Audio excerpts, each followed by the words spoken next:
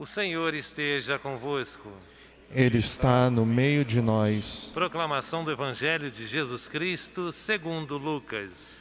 Glória a vós, Senhor. Naquele tempo, Jesus estava na margem do lago de Genezaré, e a multidão apertava-se ao seu redor para ouvir a palavra de Deus. Jesus viu 2 barcas paradas à margem do lago. Os pescadores haviam desembarcado e lavavam as redes. Subindo numa das barcas, que era de Simão, pediu que se afastasse um pouco da margem. Depois sentou-se e, da barca, ensinava as multidões. Quando acabou de falar, disse a Simão: "Avança para as águas mais profundas e lançai vossas redes para a pesca." Simão respondeu: "Mestre, nós trabalhamos a noite inteira e nada pescamos. Mas, em atenção à tua palavra, vou lançar as redes." Assim fizeram e apanharam tamanha quantidade de peixes que as redes se rompiam. Então, fizeram sinal aos companheiros da outra barca para que viessem ajudá-los. Eles vieram e encheram 2 barcas, a ponto de quase afundarem. Ao ver aquilo, Simão Pedro atirou-se aos pés de Jesus, dizendo: "Senhor, afasta-te de mim, porque sou pecador."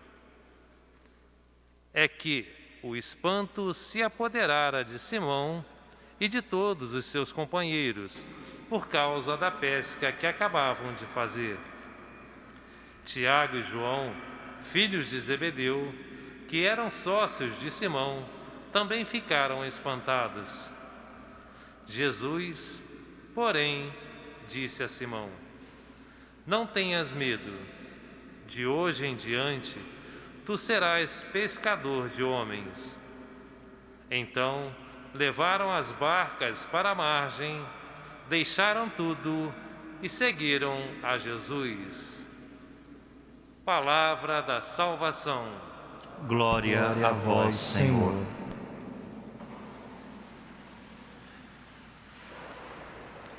Querido diácono Marquinho, queridos irmãos, queridas irmãs, no domingo passado, nós encontramos no Evangelho segundo São Lucas aquela informação de que Jesus estava pregando na sinagoga.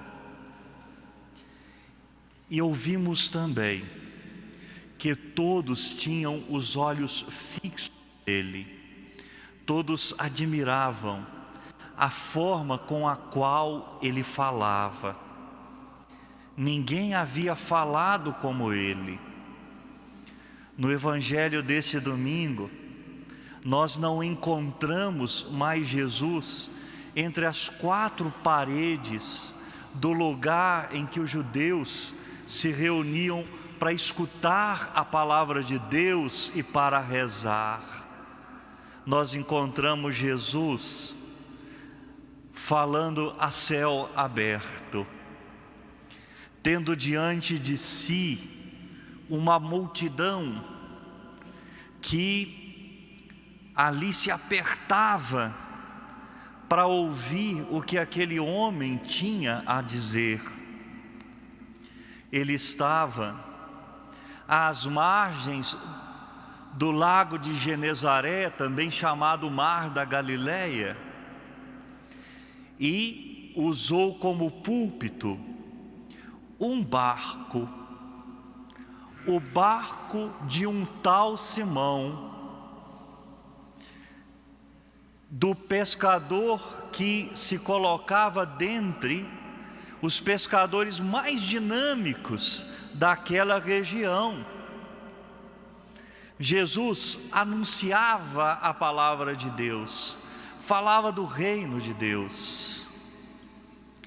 e depois de falar, devolveu a barca para o seu dono, devolveu a barca para Simão. Estava por realizar um sinal que deixaria a todos fascinados. Era como se Jesus dissesse: olha, eu vou aqui realizar um sinal que atesta a minha palavra, que confirma que a minha palavra é capaz de realizar aquilo que ela anuncia. E, olhando para Simão, a quem ele iria confiar a sua igreja, sobre pedra sobre a qual ele iria edificar a sua igreja, disse para ele: olha, avança para águas mais profundas, lança as redes. E Simão Pedro, naquele momento, exultou de certa forma, hesitou, né? Em obedecer. Olha, você é carpinteiro, você entende de madeira, você entende de prego, você entende de martelo, de serrote, mas de pesca parece que você não entende não. Porque pesca profissional acontece durante a noite. A natureza não favorece a pesca quando é dia. Talvez aqui alguns tenham feito a experiência de, num momento de descanso numa praia, de repente se levantou para ver o nascer do sol, de repente pôde ver os pescadores chegando com seus barcos, né, depois de uma noite de trabalho, com suas redes cheias de peixe. Talvez alguns aqui tenham visto essa cena e pôde entender, né, pesca profissional é de noite. Pedro relutou, mas obedeceu. São João Crisóstomo, quando falava desse evangelho, dizia algo muito interessante: Deus não necessita do nosso trabalho, Deus necessita da nossa obediência. Na verdade, o trabalho unido à obediência salva a nossa luta do fracasso. A obediência salvou a pesca de Pedro. Tamanha quantidade de peixes apanharam que a sua barca quase afundava. Tiveram que fazer sinal para os outros companheiros, para que viessem com outra barca, para que os ajudasse a recolher aquela quantidade de peixes. Deus ali se manifestou, um sinal que indicava a presença do Altíssimo.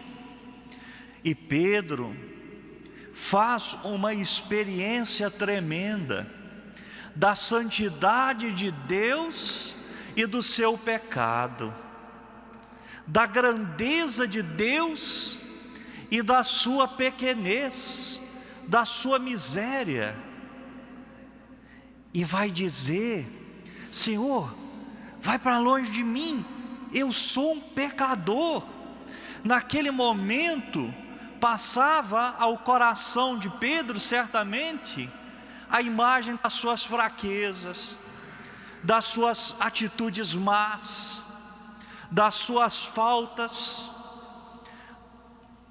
Mas vejam, Jesus o chamou: deixa esse barco, deixa essas redes, você vai ser pescador de homens, você vai ser pescador de gente.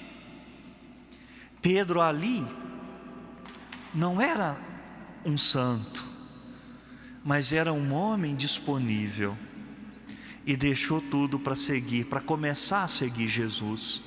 É a mesma experiência de Isaías. No templo tem uma visão de Deus, percebe a majestade, o esplendor da divindade, e se sente indigno, como ele mesmo disse, um homem de lábios impuros. E colocando a sua impureza diante de Deus, Deus mandou que um serafim pegasse um pedaço de brasa, passasse nos seus lábios, para purificar os seus lábios. Se reconhecia homem de lábios impuros, agora Deus purificou os seus lábios, quer dizer, Deus perdoou os seus pecados. E ele, purificado, quer dizer, sabendo que não era santo, se colocou à disposição de Deus, se tornou mensageiro de Deus. Deus se serviu daquele homem para chegar aos seus irmãos, como também desejava se servir de Pedro para chegar a tantos outros irmãos. Deus se serve da nossa miséria. No início pede apenas um pouco de disponibilidade. Foi o que aconteceu também com São Paulo, quando escreve aos Coríntios, como lemos, vai falar da sua experiência de encontro com o ressuscitado no caminho de Damasco, e aquela experiência revolucionou a sua vida. Ele, um homem culto, discípulo de Gamaliel, judeu zeloso, perseguiu num primeiro momento a igreja e se gabava de tudo aquilo que era e que fazia, mas num determinado momento vai dizer: tudo isso é esterco perto do que significa conhecer a Cristo. E com disponibilidade se tornou o apóstolo das gentes, levou o evangelho para fora das terras palestinas. São Paulo estava agora exortando a comunidade de Corinto para que não se esquecesse da ressurreição de Jesus, para que não se esquecesse também da ressurreição dos mortos, daquilo que ele recebeu e transmitiu. Deus se serviu de Paulo para falar a tantas pessoas, para tocar o coração de tantas pessoas, para entrar na vida de tantas pessoas. Queridos irmãos e irmãs, que nesta liturgia, cada um de nós possa também fazer experiência de Deus. Na Eucaristia, Deus se mostra acessível, Deus vem ao nosso encontro. Na Eucaristia, Deus apresenta a sua divindade velada, escondida sim na aparência do pão e do vinho, mas Ele está aqui, Ele fala ao nosso coração agora, Ele está aqui. E por que não, ao longo de toda essa celebração, repetir o gesto do início? A igreja no início da liturgia nos pede o ato penitencial, um ato, não um rito. Por isso o ato penitencial é breve, não deve se prolongar, não é momento de exame de consciência, mas é momento de fazer a experiência de Pedro, de Isaías e de Paulo. É momento de reconhecer a santidade de Deus e a nossa pequenez, a santidade dele e a nossa indignidade, e a partir daí pedir que Ele transforme o nosso coração. Nós ainda não somos santos como aqueles que foram chamados, não eram por ocasião do seu chamado, mas depois a santidade se tornou a meta, se tornou um ponto de chegada. E é assim, sejamos disponíveis e Deus realizará a obra da santidade na nossa vida. Que nós possamos confiar em Deus, como Pedro. Pedro ensina para nós hoje que o trabalho humano ligado à confiança no Senhor produz os seus frutos. Não confiemos tanto nas nossas estratégias, não confiemos, não apostemos nos nossos planos, mas aprendamos a obediência. entreguemos o nosso trabalho como Pedro naquele momento, e se formos disponíveis, Deus vai realizar essa obra maravilhosa. Queridos irmãos e irmãs, nos coloquemos à disposição do Senhor. Ele nos chama, mais uma vez, aposta na nossa disponibilidade. Deus agora nos convida a entregar a nossa vida a Ele. Vamos pedir à Virgem Santíssima, a nossa mãe, a grande Maria de Nazaré, que nos ensine a fazer a experiência de Deus, a experimentar Deus, a saborear Deus, a saborear esse encontro com Cristo. Que esse encontro se renove no nosso íntimo, e que, sentindo a nossa indignidade, que nos sentindo pequenos, imagina, Nossa Senhora também disse isso para Deus, né? Ele olhou para a pequenez da sua serva.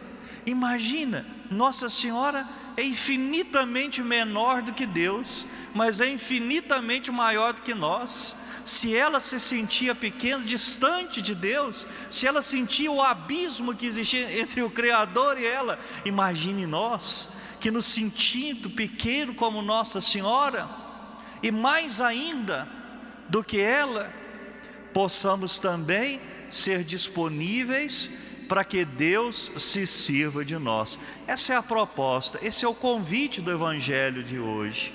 Que o Senhor nos abençoe e nos dê essa graça, a graça de realizar em nós aquilo que realizou naqueles que Ele chamou, naqueles que Ele enviou, naqueles nos quais Ele manifestou a sua força.